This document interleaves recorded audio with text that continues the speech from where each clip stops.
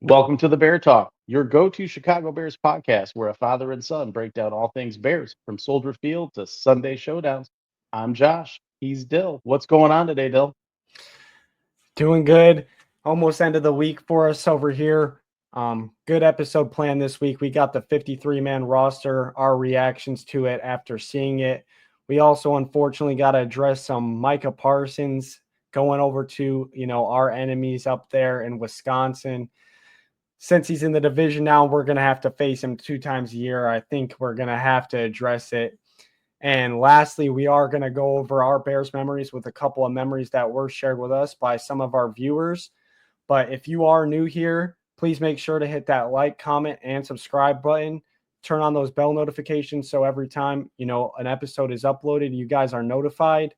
We got you covered all year long with Bears media, from pregame shows to postgame shows and even breaking news shows.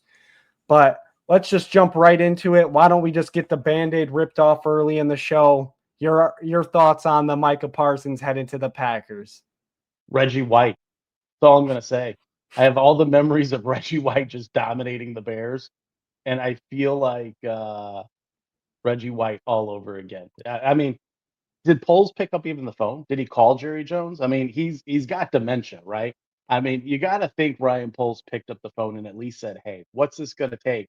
I get it, cap space, numbers, X's and O's, all that fun stuff. You're better at that math and accounting than I am, but the best player in the league in a non-quarterback position, and if we ever find out he didn't pick up the phone and call, because let's look at it, the trade deal wasn't that bad. Now the money piece, yeah, I mean he's the highest non-paid QB in the league right now. But two firsts. I mean, if you're planning on going far into the playoffs and potentially a Super Bowl run, two firsts isn't bad because you're probably not getting a first round pick or a very, very late first round pick. Um, so I'm upset. But Reggie White, that's all I got to say. And for everyone my age, you remember the Reggie White years. We now have to face that guy at least for the next 4 years coming across the line. And let's be honest, maybe we're talking about Michael Parsons.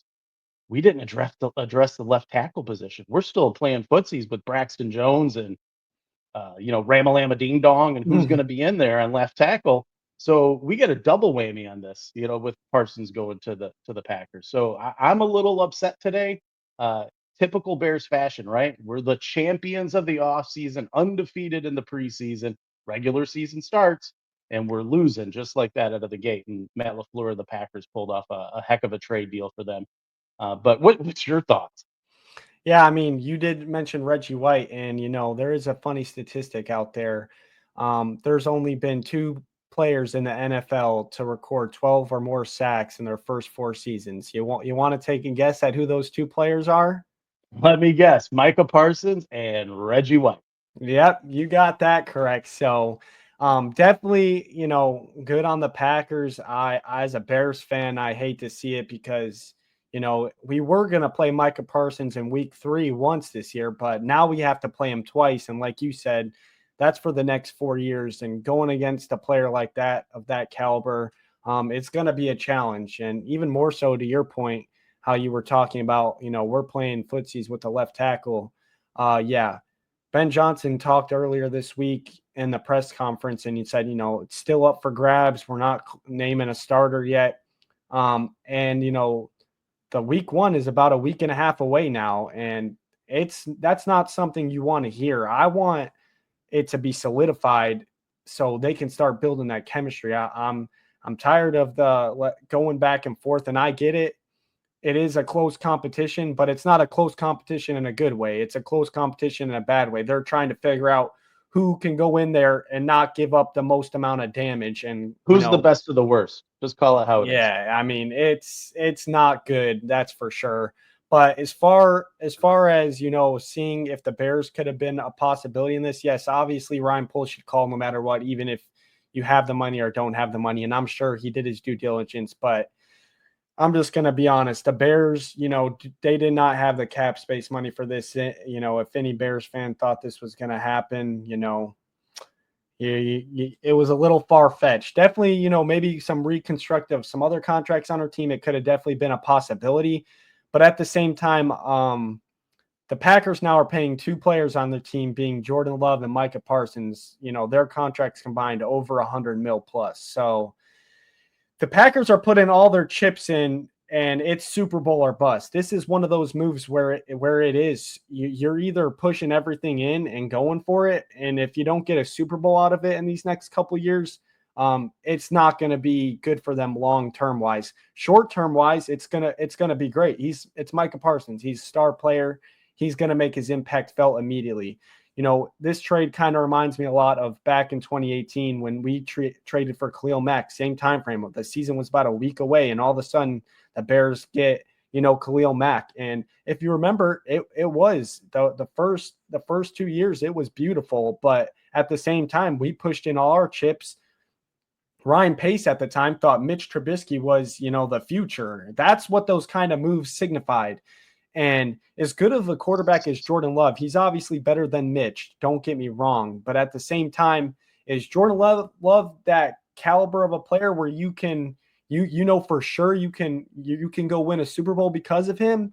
I don't know if they're quite at that point, especially, he had a great rookie year, or technically I believe it was his fourth year, but his first year actually playing. That's why I consider it his rookie year. And then last year, a bunch of different injuries popped up, and it did hinder his performance. So I think a lot of pressure is going to end up being on Jordan Love, um, you know, with this Micah Parsons addition, because there's going to be a lot on his plate. And at the same time, my other instinct of them getting Micah Parsons is, yeah, it helps their D line tremendously. But at the same time, I still think the Packers secondary, their cornerbacks, outside of Xavier McKinney, their safety, who's definitely top three safety in the league, but everyone else, their secondary, they're not.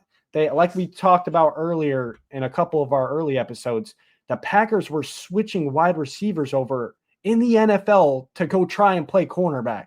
Um, I still think it's obviously a great move, and he's going to make his impact felt, but it's not as deadly as, like, let's say, this is Minnesota's defense getting, Micah Parsons, or, another top caliber defense. Before this, I didn't consider the Packers defense a top caliber. So I still think there's plenty of holes on that defense, especially, like I said, in the secondary.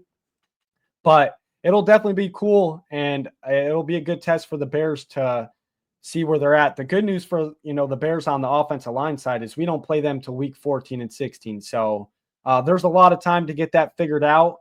But just looking at the NFC North in the division, we got Hargrave now on the Vikings as an edge rusher. We got Aiden Hutchinson, who was the MVP front runner until he got hurt, and now Micah Parsons, all in the same division. Yeah, it's gonna be, the division just got a lot tougher just by one person getting traded over here. So, I definitely have my worries, but you know, I still got faith.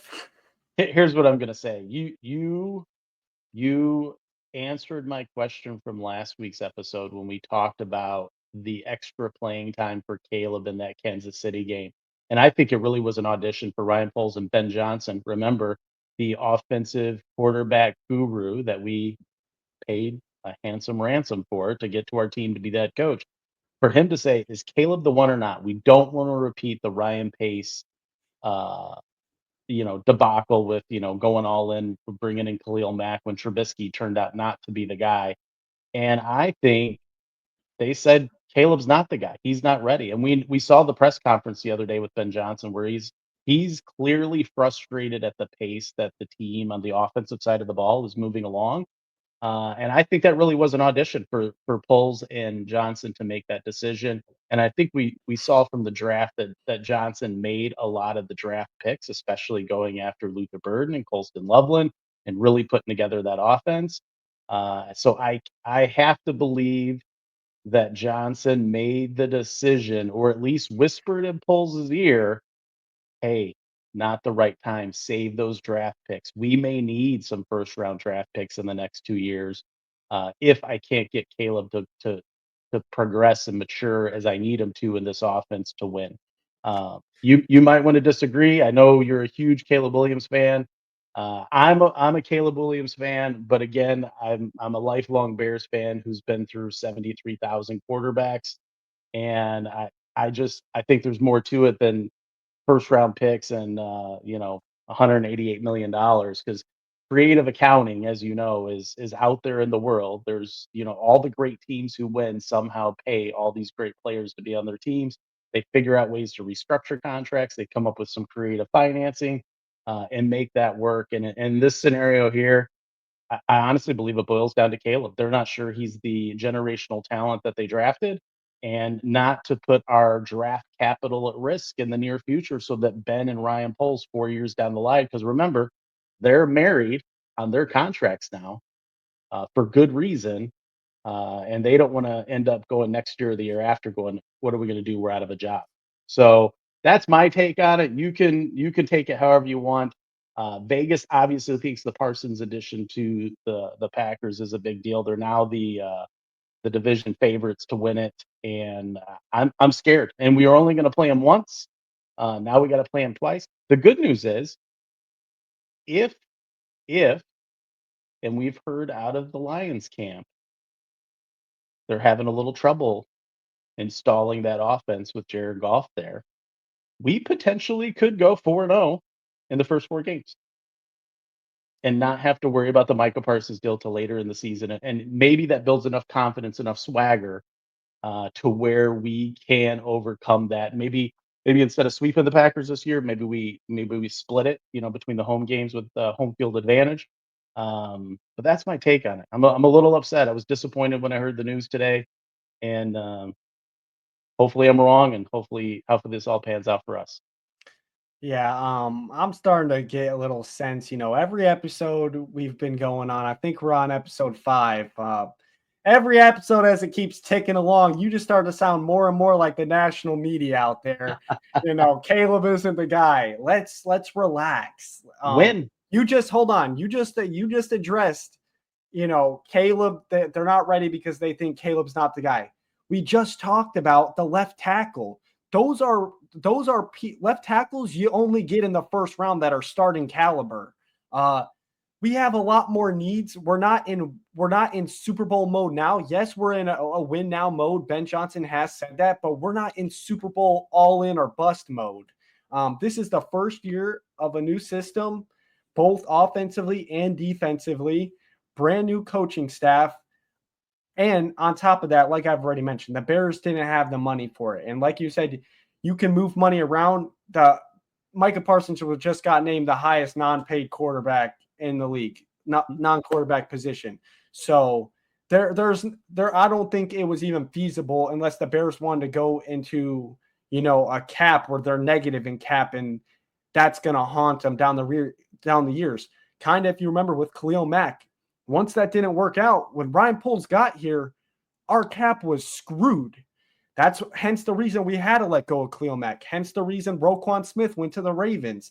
You have that is the backlash of what's going to happen to the Packers down the line too if they don't win that Super Bowl. They're going to have to do the same thing. Those good players that come in, they're going to have to flush people out. And that's the whole point of it. I mean, I get it. It's a gutsy move, and you're either going to look really smart or you're going to look really dumb down the line. And like I said, just on the Packers defense, like, yes, Micah Parsons is a huge help, but there is a lot of other issues, and now they don't have those first round picks. And by the way, too, I know you mentioned the 2 first round picks. They also sent one of their D linemen, Kenny Clark, away too, who is a great player for them. All pro. The stats last year, I know he didn't have that good of a season. I think he had 1 sack. It wasn't anything impressive, but the guy is Packers fans definitely are going to feel him gone.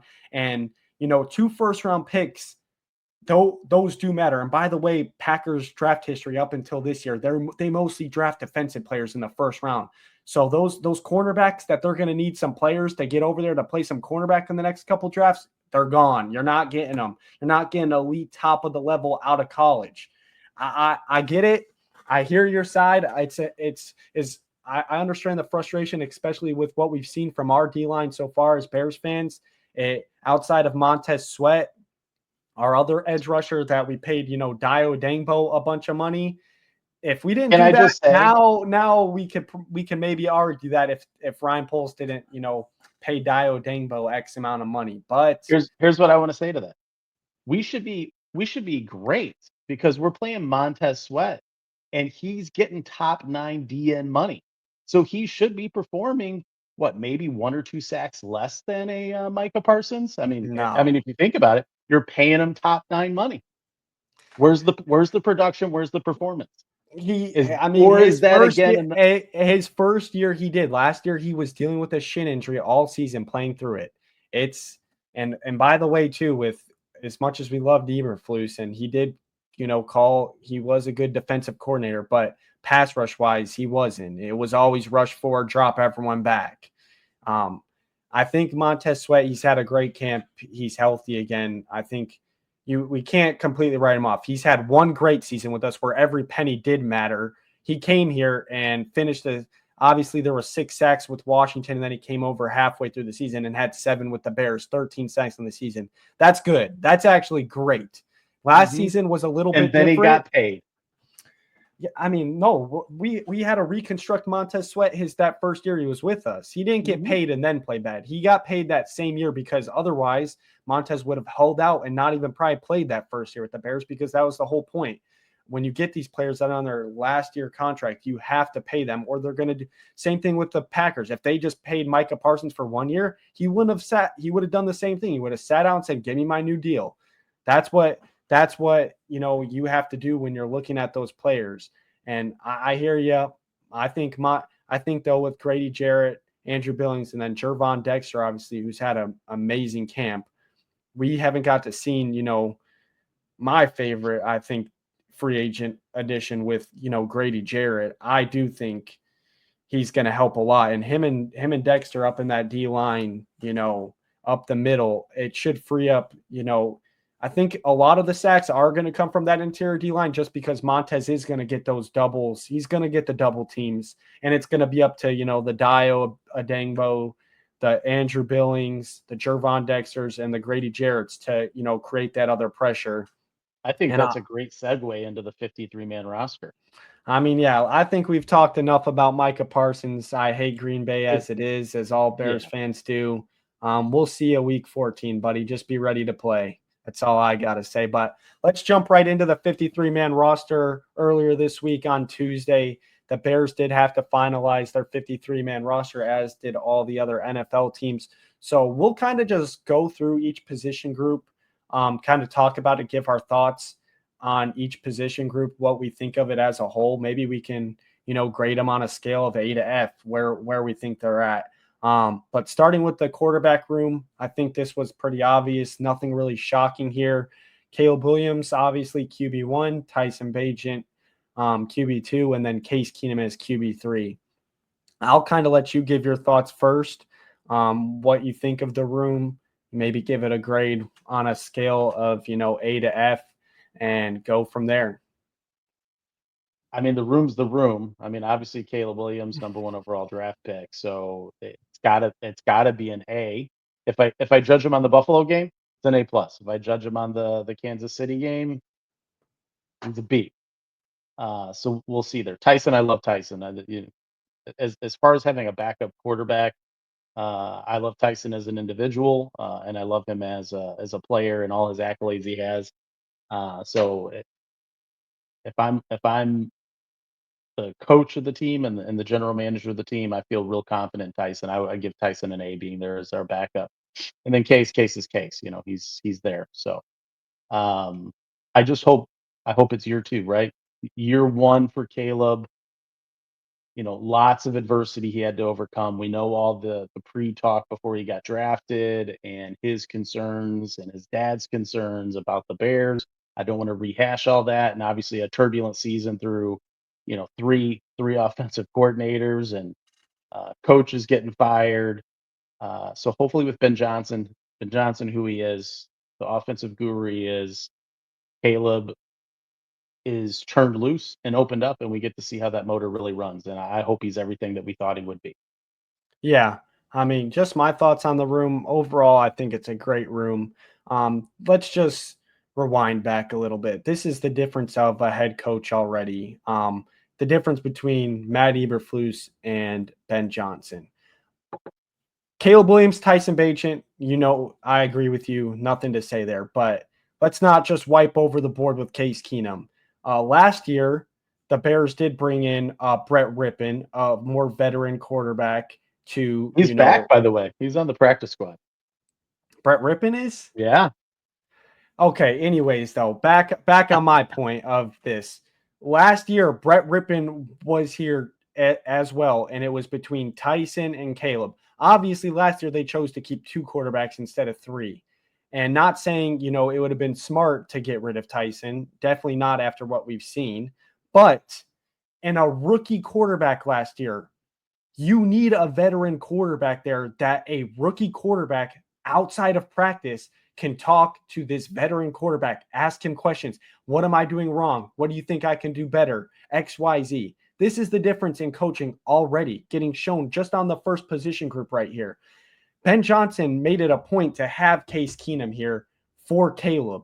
And you can't love it more. Case Keenum, yeah, he's never really been some crazy quarterback in the league, but he has that experience. He's seen probably every single defensive front you could see as a quarterback, and he can help Caleb and show him the veteran-like quarterback stuff that you learn throughout the league. He can teach that to Caleb to carry on in his NFL career. Having someone like this is important, especially in a Ben Johnson offense where it's shifts, motions, guys flying here, guys going there, way more complex of an offense where Caleb has someone he can rely on.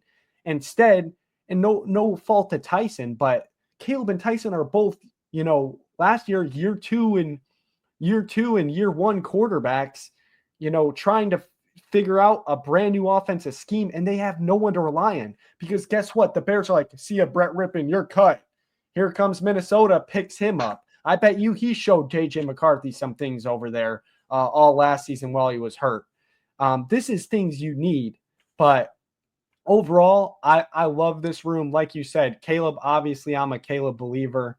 I think he's going to, flourish with Ben Johnson. There's going to be bumps still this year, I feel like, as far as that goes. But I think overall, obviously, all statistics-wise, those stats are all going to go up from last year. Tyson Bagent, we've talked about him plenty of times just through these preseason games. And then last week with his extension, the guy deserves to be a starter for another team. I mean, I'm sure the Saints would have loved to have Tyson Bagent ready to go for week 1, because right now over there, they're between Spencer Rattler and Tyler Schroud. It's going to be a rough season for them. And then Case Keenum, like I've already said, the veteran presence, someone for Caleb to rely on. Same with Tyson. Tyson can rely on him to ask him questions. It will really help. And same thing on game days when you see all the players over there on the iPad scrolling through the plays. Caleb's going to have Case Keenum right there too, because Ben Johnson's not going to be able to be over there in Caleb's ear. He's the head coach. He's going to have other responsibilities now where he's not going to be able to be there. And Case Keenum's going to be I just think it's very, it gets very overlooked how important Case Keenum is. But we can jump into the next, position group in the running backs. DeAndre Swift, obviously, Kyle Monangai, our 7th round pick from this year, and then Roschon Johnson. Only 3 running backs. And 2 didn't practice the other day. Yeah, well, actually, not only 2 only practiced, only 1 running back actually practiced the other day before the 53-man cut. Yep. So seeing this you could take this 2 ways. It's either one, it's concerning, like you said, we only had 1 running back practicing a week and a half before the game. The other 2 are dealing with injuries. Or the other side you can look at this is if they only choose to keep 3, they obviously feel very confident in these 3 people to only keep 3 running backs, considering the injuries that are going on. And I know pre-draft, coming into the draft, everyone was like, Bears need a running back. Bears need a running back. Ashton Genty, and baby. That's where you thought, the Bears were going to, draft a running back. Maybe not in the first round after Genty was gone, but, second or third round, you definitely thought, we all thought as Bears fans, a running back was going to get addressed to pair with DeAndre Swift. They waited till the 7th round to get Kyle Monangai, which ultimately it sounds like he's having a great camp. Obviously, he's dealing with an injury right now. Hopefully he's ready to go for week 1. It sounds like it by them deciding to only keep 3 people. And, after the 53-man, that's where, other teams have to waive their players. People can pick them up. The Bears didn't pick up a running back. So they obviously feel very confident in this room. So that's why at first when I saw 3, I was a little hesitant. But hence the fact them having those 3, I do just feel a lot more confident. If there is only 3 of them, they obviously feel really confident in these 3 guys to only keep 3. I'd probably overall give this position group, I'm just going to have to be honest, I'd give it like a C plus. I love DeAndre Swift. I think he's electric when he's in space.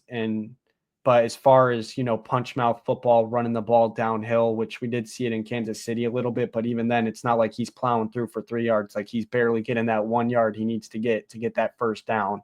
Kyle Monunge, just haven't seen enough out of him yet to really make a decision on that. We saw him that first preseason game against the Dolphins, and then that he was hurt right before the Bills game where he didn't dress, and then he also didn't play in the Chiefs game. So not much on tape there. And Roschon is an interesting one. I actually have a lot of faith in Roschon. It's just same thing. He's been dealing with an injury, and it's hard to judge him because the past offenses we've ran, no one's used him right. Roschon would always be in the some first and second down plays, but when it's 3rd and 1, we don't have him out there. That's what he's used for. And I think Ben Johnson is smart enough, the offensive guru he is, to use him the correct way. So Kyle Monunga and Roschon both kind of just got a question mark for me, but I that's why I just give the overall room about a C plus. It's not impressive and it's not underwhelming. It's kind of right there in the middle. I'd give it around that C plus range. What about you, Dad? I'm okay with the C plus grade. I really liked what I saw to DeAndre Swift in that Kansas City game. And you got to remember, Swift was fired by Johnson before when he was in the Lions, right? So I really think Swift didn't have a great year last year with us. Granted, we had a lot of opportunities, but I think Swift this year has a renaissance year from his college days and early NFL days that we will probably be pleasantly surprised out of him. I'm concerned about the 2 injuries, but I think Roshan will be our power back along with Kyle. Now, I did like Britton Brown in the preseason. I know he didn't He make the he 53. Yeah, he is on Yep, our practice squad though, so that is good. He was a good player too, who just whenever he got the ball, he's running hard and he's running a straight line. yep, yep. So I feel good about that, and I think DeAndre, like I said, I think he's going to have a comeback year this year, one that we're going to be pretty excited about, especially if, and I'll go into the wide receivers next. Uh, I love our wide receiver room. If I look at all that talent there, I'm gonna give it a solid A, but it all depends on number 18. They could be the best players in the world, but if 18 can't get him the ball, if he's on his back 'cause he's taking 73 sacks, because we ain't got the left tackle figured out, then that's gonna be a problem. It won't matter how good they are, going for there. So, DJ Moore, I love DJ Moore. Obviously, they're working some stuff with him out of the backfield, out of the running back position. They're gonna use a little trickery with him, which is gonna be Could exciting. could Yeah, be also another reason they only kept 3 running backs. Maybe. absolutely.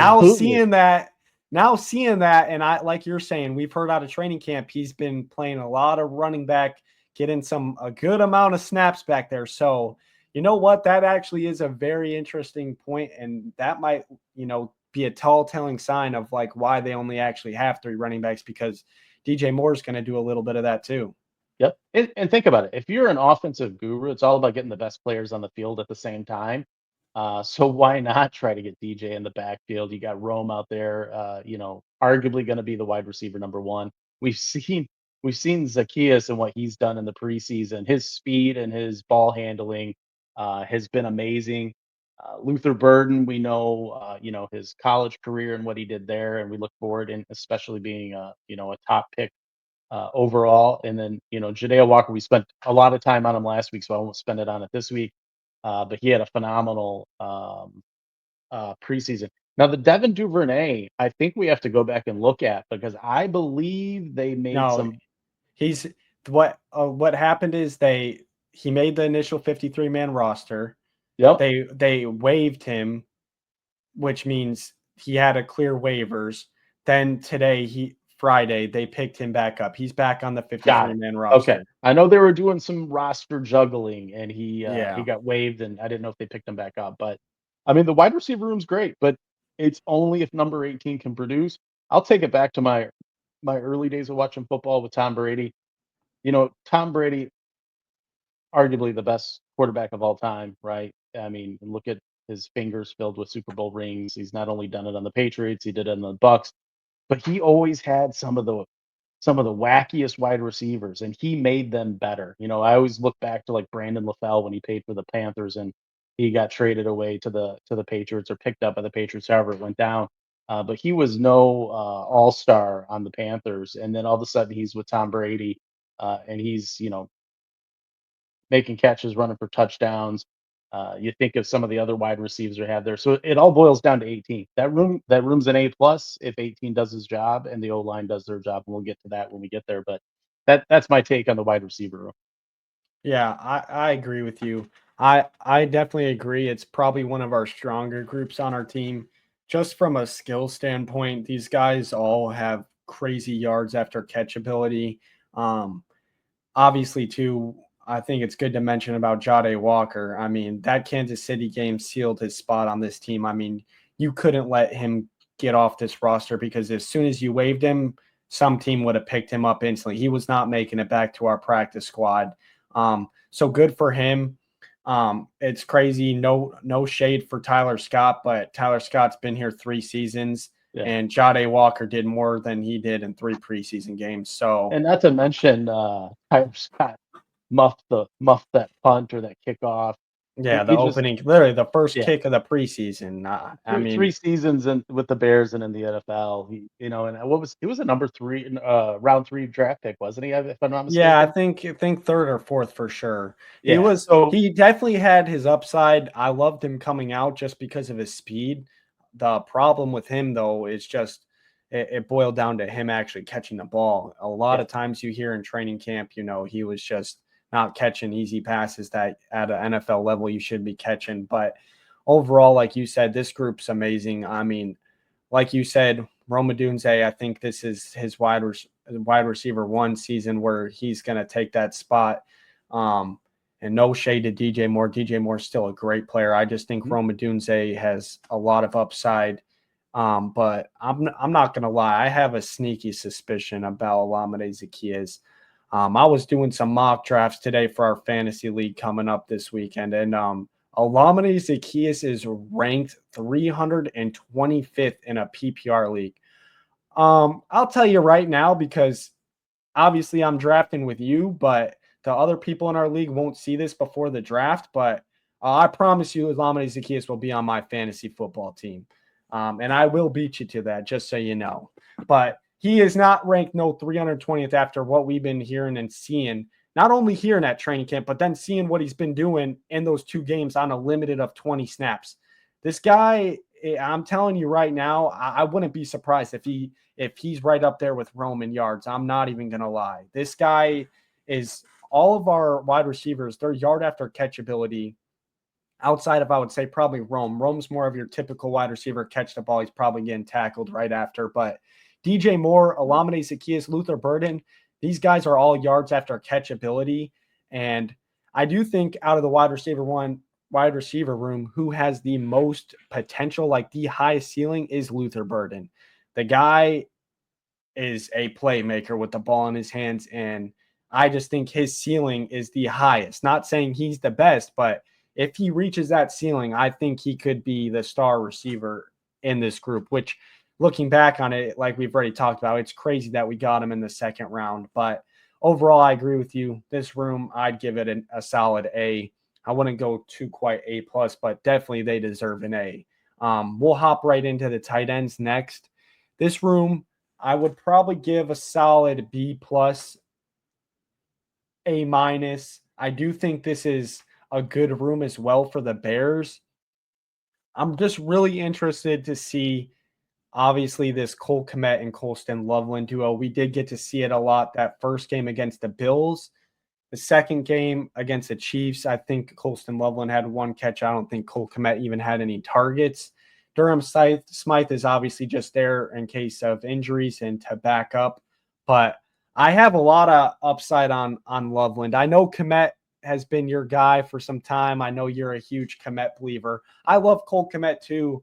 I want to see something first. I want to see how the pairing really works in the passing game. I know Cole Kmet is not only a good, he's more of a good blocker, but he can do both.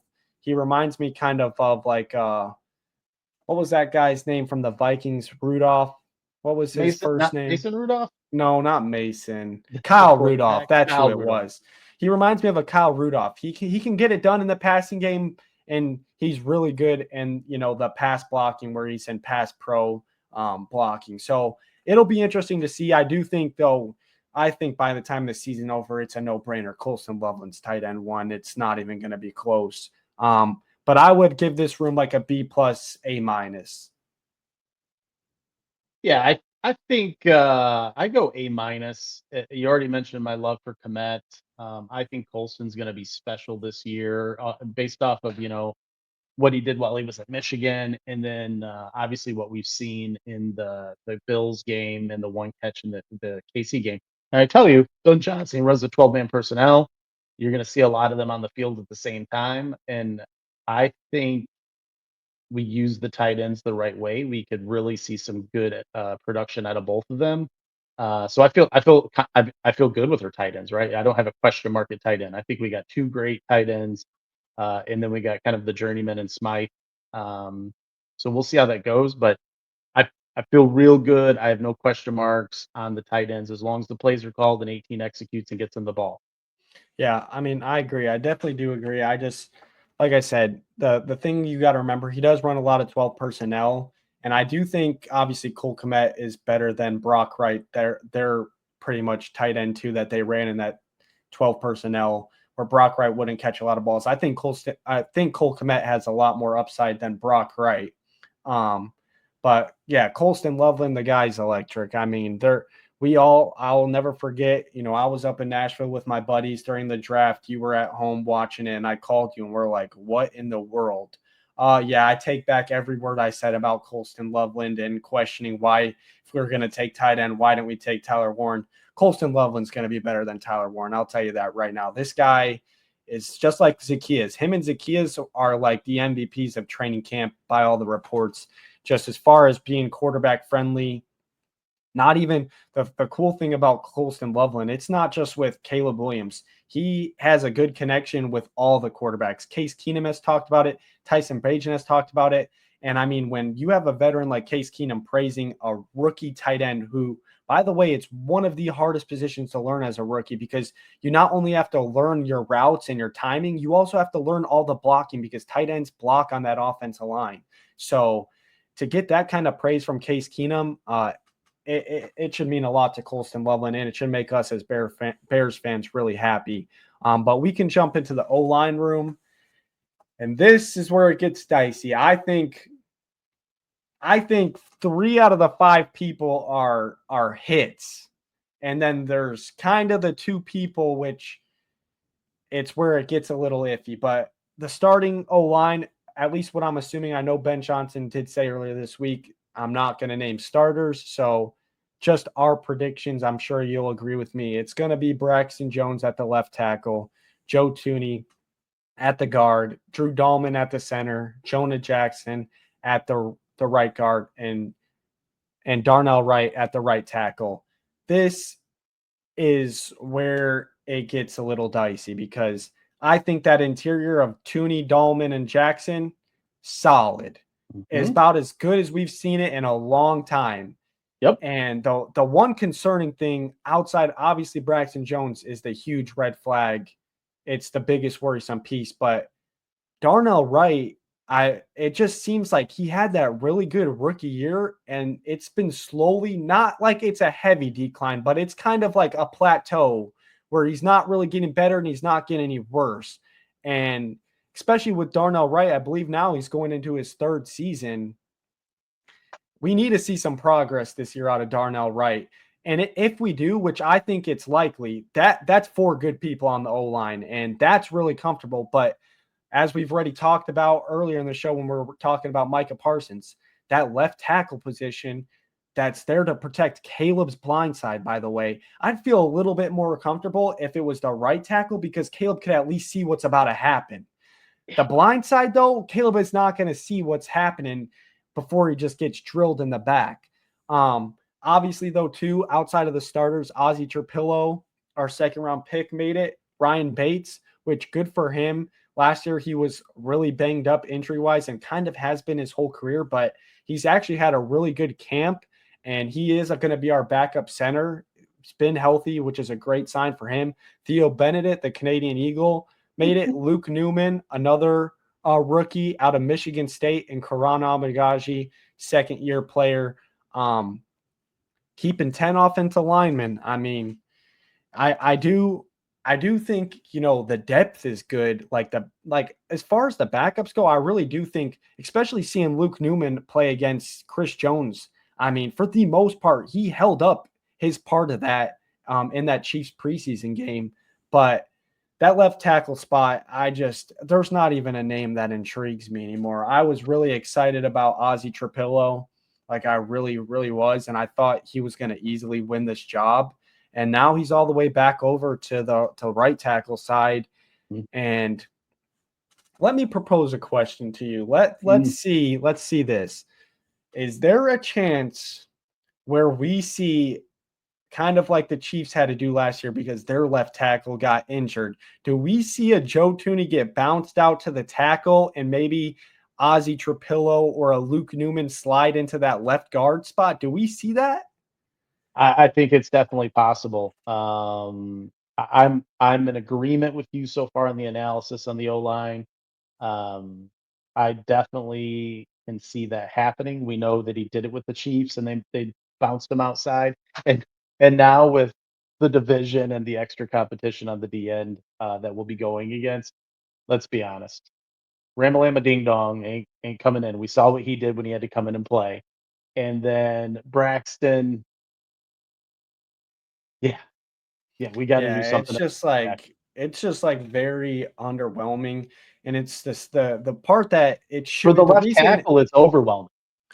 No, that's what I'm saying. No, I'm saying the left tackle, it's just so underwhelming. Like it For us as shouldn't fans, but as the but player, it's overwhelming because they're going to get crushed.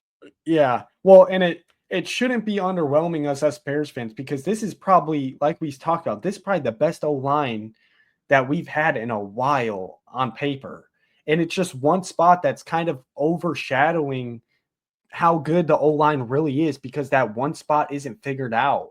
And it worries me because, I don't like that it's his blind side because this is where Caleb can take some crazy hits and those hits start adding up. I mean, it was lucky last year after 68 sacks that he didn't even miss any time. As you get older, as we all know, you get older, your body starts reacting to stuff different. I sneeze and my body reacts. It's just that's the one concerning part. I'd overall give the O-line, if we're excluding Braxton Jones, which you really can't because it's part of it. I'm sorry, Braxton Jones is weighing this line down to like a B. It's a solid B. Without him, if we had a competent left tackle in there, I'm not even saying it needs to be some Pro Bowler. I'm just saying competent. I think this group could easily be an A2. I really do.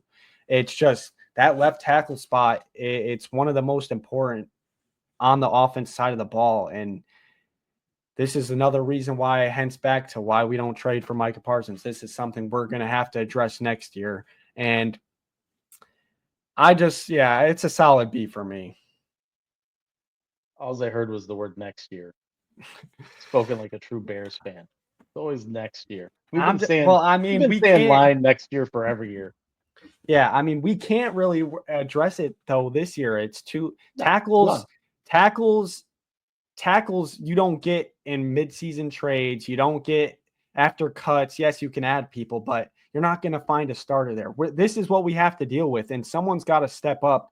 And I will say Braxton Jones is serviceable. He was a 5th-round pick, and he's done a good job. But that injury, you can tell out of the report so far, he's not 100%. And that's why it's a concern. If he never had that injury, I would be like, okay, we could probably hold off with Braxton Jones for one more year. But with that injury that he had last year, that ankle injury, you can't come. It takes time to recover from that stuff, especially as an old lineman where all your pressure is on your ankles and your knees for holding back these 300-pound D linemen running 4.4s at you. So it's definitely something that it's definitely going to be something to monitor the first half of the season, and it'll be a good determining sign of what that's looking like. We face a great defense. The first game of the season against the Vikings, that Brian Flores defense, we'll know by halftime. I was about to say that they probably got one of the best D lines in the Yeah. league this year. It will be, especially too, with all the blitzes he throws. That's the O line and Caleb figuring out the protection and calling who's coming. We'll see how good that really is. But I honestly don't think. I do think, the Bears did practice this week, and then next week it's into the full starters and game planning for Minnesota. I'm telling you right now, I would not be surprised if I start hearing stuff about Joe Tooney getting bumped out to tackle, and they let Luke Newman in there. Maybe Trapillo goes in at the left guard, because honestly, the tackle is it's a lot harder than the guard position. You're out there on an anchor by yourself, blocking DNs who all of them in the league. Every team has one of them that's pretty darn good, and they're going to come at you. And obviously you're going to lose reps, but it's like Dan Rochar said last week when talking to the media, our offensive line coach. He said, you're going to get beat, but it's not about getting beat. It's about how can you get beat and slow it down where it's not instant. We've seen already in that Chiefs game, that free runner went right through his gap because he thought he needed to go to the outside. Later on, you learn out he was supposed to, the protection got shifted to the right. He's the only one going to the left while the rest of our line's going to the right. And here comes a linebacker right up the middle, and Caleb has to throw the ball away. It's stuff like that just cannot happen. Yeah. But enough about the O-line. We'll hop over to the D-line. Pretty good group outside, kind of like the left tackle thing with the D-line. We kind of got one other side where it's just a question mark, and there's not really much to hope for. But we do got Montez Sweat, obviously, Grady Jarrett, the free agent acquisition, Gervon Dexter, second year player, I believe, or third year. I think he might be a third year player out of Florida. Dio Adangbo, another free agency acquisition. Austin Booker, who, by the way, got put on Injured IR reserve. today. Yep. He will not be ready till after that bye week now, which is very unfortunate. Andrew Billings at the D tackle, Chris Williams, Dominique Robinson, Daniel Hardy, and Shamar Turner. I'm going to say I don't know because I haven't seen them all play together at the same time. Yeah, that's fair. It. That is fair, because the first Bills game, the defense played one series, and it was like 5 plays, and then they never went back in. The Chiefs game, they played, I think it was like 3 series, but like you said, half of the defense wasn't even there, so you can't really judge it. Don't know. It is kind of a question mark for sure. I definitely don't think it's one of our stronger points on our team, though, which is concerning because I'd love to get to the quarterback, but that's why I think Dennis Allen's going to be a big help, because as we've already talked about, he likes to be active, sends a lot of corner blitzes, safety blitzes, which that extra pressure helps you get to the quarterback and create that pressure. Kind of like the Brian Flores defense we're going to face week 1.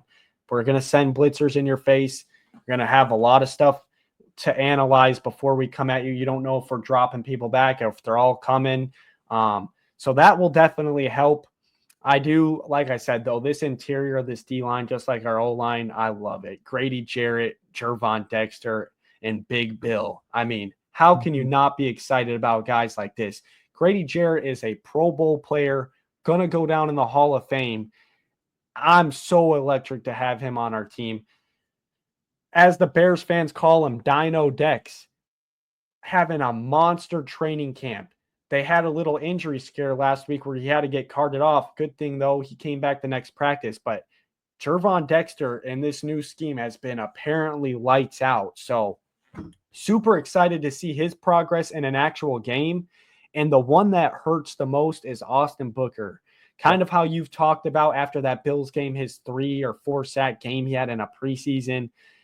Into the Chiefs game, had another good game, but ultimately he came down with an injury in that game. And now we figure out it's a knee injury. And like you said, he's got put on the IR and he won't be ready till week 6. Obviously, week 5 is a bye week. So he's going to miss 4 games and hopefully he's back ready to go for week 6 after the bye. But how disappointing for him, just because Dio Adangbo, the guy Ryan Poles paid a lot of money to come here and thought he would be the good opposition of Montez Sweat. Austin Booker probably could have pushed that pace against him, even though we paid him that amount of money. Austin Booker was having a great camp, and it just sucks he went down with an injury, because now once you get back, you're going to have to get all that conditioning back. You know, it takes a little bit to get back in that rhythm when he was just in a good flow. So definitely hate to see that for Austin Booker, but overall, yeah, I don't even know if I really want to give it a grade like you said. We just haven't fully seen it in full swing, but it'll definitely be interesting. The cornerbacks, this is another staple of the Bears team. Can I say something? I got to say something. Okay. Arguably, in the beginning of training camp, we heard from every local, national reporter out there, the defense is far beyond the offense, and they're looking great. They're going to be atop this defense, and this is so phenomenal. And now here we are. We give an IDK on the D line. We're switching to cornerbacks. Jalen Johnson hasn't seen the field. Our number one cornerback. We paid him the bag, and he's got a soft tissue issue. Now, everyone's going to remember, and if you're still watching to this point, 51 minutes and 33 seconds into the show, I busted out Caleb for wearing those gosh darn sunglasses on the sideline, right? That first preseason and what game. did you look like? An idiot afterwards? No, not at all. Not at all. Now, Jalen Johnson hasn't played at all, but he's not hurt enough that he could go on a podcast with a pretty big name out there and talk for however long. Now, I get it. Talking isn't an injury and it's not going to hurt. But, dude, shut up and tend to your soft tissue issue, and so you can get out of the field and play. I don't like that. Don't showboat if you're not playing. Produce, and we'll be okay. I got a little conspiracy theory about Jalen Johnson. Let me tell you what he's doing. This guy's a proved veteran. I think it's kind of like Justin Jefferson's doing over there in Minnesota. You know, they got these injuries in quotations. It's kind of like how I was in college. You get to that 4th and 5th year of college and you're playing, you know, I'm going out for lacrosse practice. It gets to a point where practice comes dumb. You don't need it anymore. They're out there. You know, your record in lacrosse would say otherwise. Your 5th year. I mean, I'm just saying it's. I think he's doing the whole I'm hurt, and by the sound of it, like you said, he was on with Ocho and Shannon Sharp on the nightcap, and by the sounds of it, Dad, it sounds like he's gonna play. And same thing. I know earlier this week you were talking about, you know, Ryan Poles said in the presser, and Ben Johnson didn't seem too confident. I rewatched it. Ben Johnson said the plan is still on track for him to be ready for week 1. Not 100%, but he's going to be playing. I promise you that. They were more worried about his conditioning and his stamina, if it was going to be up to speed to run around with Justin Jefferson all night. But Jalen Johnson will be playing. But anyways, let's get to the rest of the room. Tyreek Stevenson, obviously a big bounce back year for him. Hopefully, Kyler Gordon, in my opinion, best nickel cornerback in the league. Nashawn Wright, who was, you know, filling in for Jalen Johnson while he was out, had a good camp, but then we saw in the Chiefs game, I mean, every deep ball, he was just getting burned. So I think he's just going to be a backup, and hopefully, like you said, and I said, Jalen Johnson is good to go for week 1, so that way we do not have to have Nashawn Wright out there, but it is a good depth piece. Josh Blackwell, he's been with the Bears for a minute now, very good special teamer. He is the one who returned that kick in week 18 against the Packers last year. And then Nick McLeod, just another backup special teams player. But overall, the starting cornerbacks, and then obviously Kyler Gordon, but Jalen Johnson, Tyreek Stevenson, Kyler Gordon, the room's an A. I don't care. Tyreek Stevenson, like you said, he's due for a bounce back year in this Dennis Allen defense where it's a lot of man-to-man. And like we saw against the Chiefs, I think there was that one touchdown pass he gave up, but it was a fade route, and it's Patrick Mahomes. He put the ball in the one spot where our guy couldn't touch it. It's just sometimes you got to acknowledge it's a great throw. But other than that, you didn't see the ball getting thrown his way. And kind of like you predicted, he's due for a big season. It means a lot to him. And this guy he loves the man-to-man coverage, being up in your face, ball hawk type of player. So I think this cornerback room, it's always been the past couple of years, it's been a strong spot. Yeah, I agree with you on the grade. Whether he's hurt or not hurt or doing it to hold off throughout training camp, and if he isn't hurt and he's just trying to save himself, what kind of teammate are you then? I guess is my question on a 53-man roster. I have a problem with it. Again, it's don't do a show, don't do it, don't be on there talking. Um, get out there and practice, be in game day ready shape, Now, and a good thing to note though too, Kyler Gordon and Jalen both did the full warm up against the Chiefs. That should just be another sign. That was a week ago now, and that at that point it was 2 weeks away till the real season. I think Kyler Gordon will for sure be out there. Jalen Johnson is the question mark, but like I said, I have full confidence he's going to be out there. we'll And see. When Justin Jefferson smokes him, then we'll talk. he's actually, if you go look statistically wise, Jalen Johnson out of the cornerbacks against Justin Jefferson has like one of the best PFF grades one-on-one against him. So We'll see. he'll be out there. He'll do his thing. The guy is a stud. But that should do it for the cornerback room. We can hop over into the linebacker room. Another solid room, honestly. Tremaine Edmonds, TJ Edwards, Noah Sewell, Ruben Hippolyte. And the Bears released this Tuesday this week, but there has been an update. Carl Jones is not on the team anymore. He got waived. The only reason he did make that roster is because we did have, I'm going to butcher his name, I'm sorry, but it's Amen Bingba. He's been with us. He was with us last year. He's a great special teams player. But he got moved from the IR up to his spot, and then they released Carl Jones Friday. So overall, this room is definitely solid too. I mean, it is solid. It really is.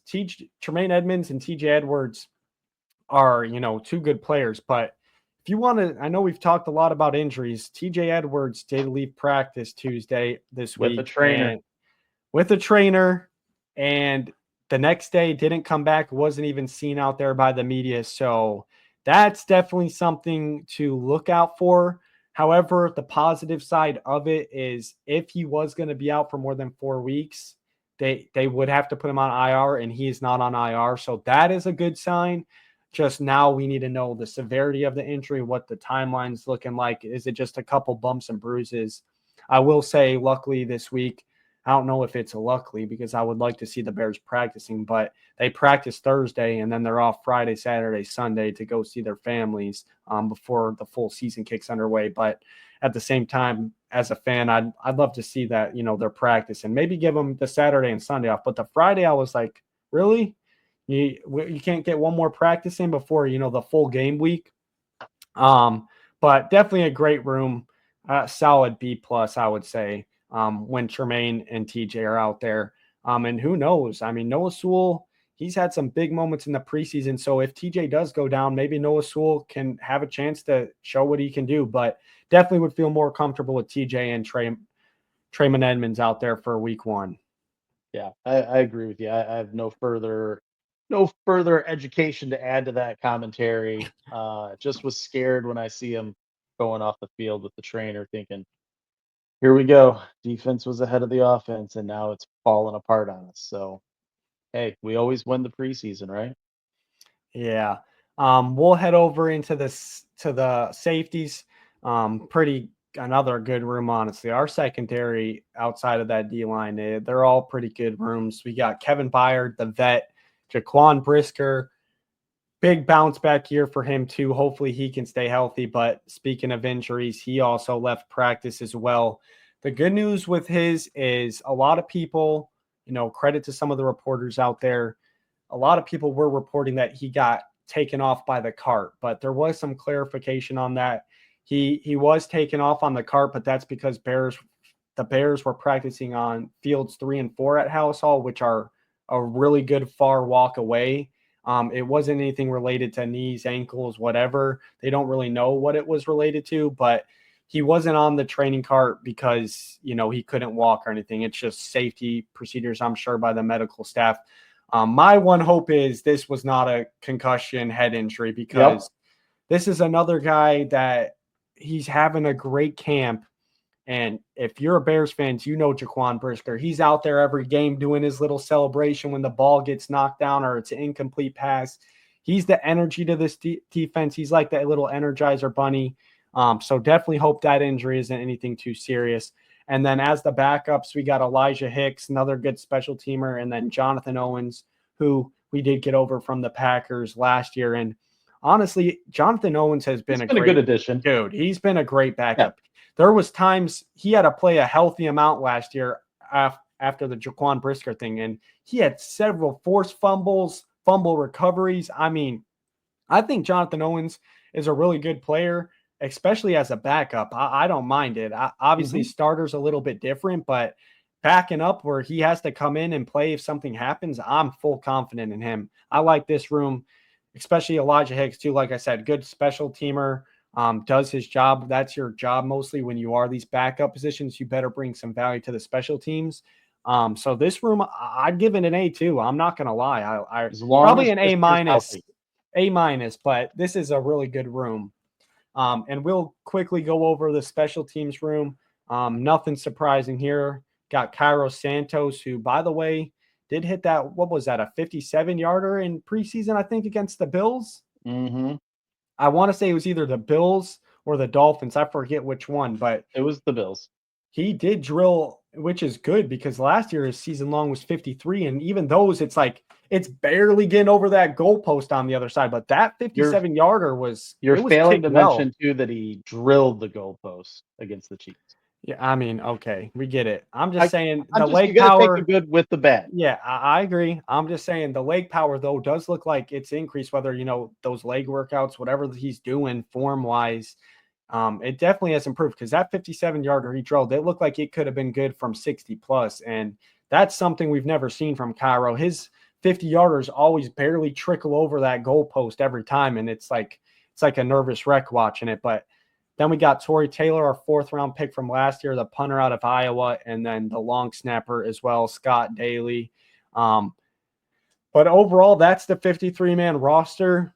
Like I said, the concerning part is that I think our biggest two groups to worry about going into this season is definitely the O-line because of the left tackle thing, and I would say the D-line, which is not a good sign because those are the trenches. That's where, the games are usually won and lost by who can push the other side back. And I mean, I don't know about you. And then maybe I'd put in the running backs in there too, just because it's a little bit of an unknown as well. But other than that, I love most of our position groups on the team. What about you? I like the team we got because it's the team we got and we're going to roll with it. But here's the concerning thing. Not one of them as of yet has made the top 100 list that's been rolling on the bottom ticker. Yes, they have. Yes, they do. Yes, Which one? Have. Joe Thuney and Jalen Johnson both have made the top 100. What number are they at? I think Joe Thuney's up in the 40s, I want to say, high 40s.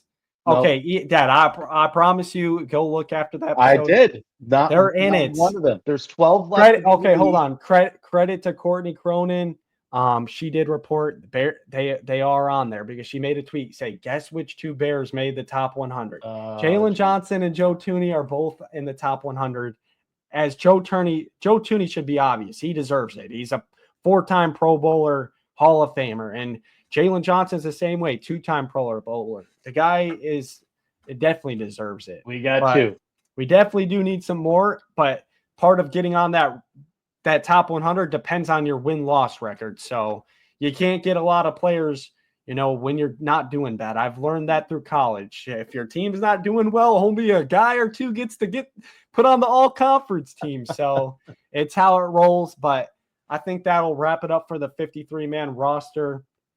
If you want to jump over on this next segment, I know this was kind of your idea regarding our Bears memory. So if you want to take it away from here, I'll let you handle that. Well, hopefully this year we're making lots of good memories with the Bears. So I can always think back throughout the years, all my favorite memories, not only from games, but just family events. I think the one I'll share for this episode, crazy story. We Who's we? I think it's my brother. Yeah, my brother and I. We ended up going to a game, had great seats. We're at the 50-yard line, Cadillac Club access, and the game's going great. We're winning. Halftime comes. We decide to go for some food up in the Cadillac Club to check out all the offerings they had, refill our refreshments. And we, like most things, it takes a little bit longer to get back to the field. And we're still in the Cadillac Club. We're getting ready to come back out. All of a sudden, we hear everyone screaming and hollering and cheering and yelling, and they're on their feet. Lo and behold, we missed the Devin Hester kickoff return for a touchdown. And we both looked at each other. We're like, gosh darn it. And then we looked back and said, we'll just tell everyone we were there. The honest truth was we didn't see it run back until the replays later that night. But I think just from Devin Hester and the electrifying moments that he's had, and I had a chance to witness one in person, and I missed it all because I wanted to get my roast beef sandwich from the Cadillac Club, which was a good sandwich, just not as exciting as that run back if I'd have seen it. What Yeah. about you? No, Devin Hester is definitely electric. But my favorite Bears memory definitely has to be getting the chance to play at Soldier Field. I think it was back in 8th grade, if I'm not mistaken. I got to play on Soldier Field with the rest of my, football team. And, there was a set, we were practicing all week. There was like a set of we knew we were only going to get 15 plays on offense, 15 plays on defense. I don't remember exactly what play it was. I want to say it was like the third or fourth play was my play where, I was kind of like the Colston Loveland out there. I was the tight end, but really, it was youth football. I was really a wide receiver, just an extra guy to block if needed on run plays. But every passing play, I was running a route. And I ran a nice little outpost. Shout out Anthony Wilson, threw me a great ball, caught it, scored a touchdown at halftime of forget exactly who the Bears were playing, but I think it was the Browns. it was somebody, but it was then during one of the preseason games. The stadium was packed. It was honestly surreal. I don't really remember, even the actual moment, but it was definitely cool. And a little side note to that too, as well, before we got to play, when the players were warming up, we got to be on the field. And I do remember another Bears legend, Charles Tillman, giving me some knuckles walking by. It was really cool to just be that up close in front of Bears players. And then on top of that, we got like one of the guest locker rooms where they simulated like it was some of the players. And it was definitely a cool experience. Obviously, my football journey didn't go as far as the NFL, but glad I picked up some lacrosse along the way later on and got to at least play that at a pretty high level at the collegiate level. But that was definitely my favorite Bears memory for sure. Yeah, I couldn't steal that one from you because it's definitely number one in my book, especially being able to share that moment with you. But it was cool. What about we had a couple viewers respond in. I think you got one to share. Yeah, I'll put it up on the screen right now. One of my buddies back home in Illinois, Jack Bell, he responded to one of our social media posts because we were asking for, our fans' favorite Bears memories. Little side note, Jack Bell is probably on cloud nine right now. He is a Packers fan, and obviously with that Micah Parsons news, but it is cool to see, not all Packers fans are bad. He could at least share a good Bears memory from all the rivalries watching. And he said, well, my favorite memory will not be one that either of you want to talk about, LOL. My unbiased answer, Devin Hester running the opening kickback for 6 in the Super Bowl. Such a cool moment for so many reasons. The camera flashes in the crowd that you don't see today. The fact that the Colts weren't even going to kick it to him at all until the day of the game. It was very first play on the biggest stage. I still go back and watch it sometimes. Best returner in NFL history. And we do appreciate you, Jack, for chiming in on the social medias, giving one of your memories, even though you are a Packers fan. So very cool to you. Obviously, when the season starts, I'm sure the shit talking will, go back and forth, saying who's going to win, who's going to lose. But Devin Hester, like you said, kind of like your memory, Dad, when you were talking about Devin Hester, the guy was just electric every time he had the ball in his hands. And I was very young. I think I was only 7 or 8 at the time when this did happen, but I do remember bits and pieces of it, of him just running it back. You're going crazy in the living room. I'm pretty sure by the time that Super Bowl was all over, in case you haven't realized yet, the Bears lost. And I'm pretty sure you punched the TV and, right through it. I'm just like, oh my God. Only if I knew back then what it's like to be a Bears fan, I would have probably learned the easy way. But Devin Hester was electric. I mean, I know you shared your memory about him, but you got any thoughts on any other Devin Hester memories? I mean, they were all electric, like you said. As a Bears fan watching that game, that Jack brought that up, and it brought flashback memories of that day of watching the game. You know, anytime you hear your kick returner is going to run one back for 6, you got to think, wow, we're going to win the Super Bowl. And somehow we end up losing in a rainy night in Miami with Peyton Manning handing it to us. So it was a Especially, I wild was year. I was about to say, especially, I mean, not only did he return a kickoff, the opening kickoff, I mean, that is full momentum in your team's favor. They're like, wow, we just gave up the easiest touchdown there is. Now we got to go figure out how to score 7. And obviously, Peyton Manning's a Hall of Famer for a reason.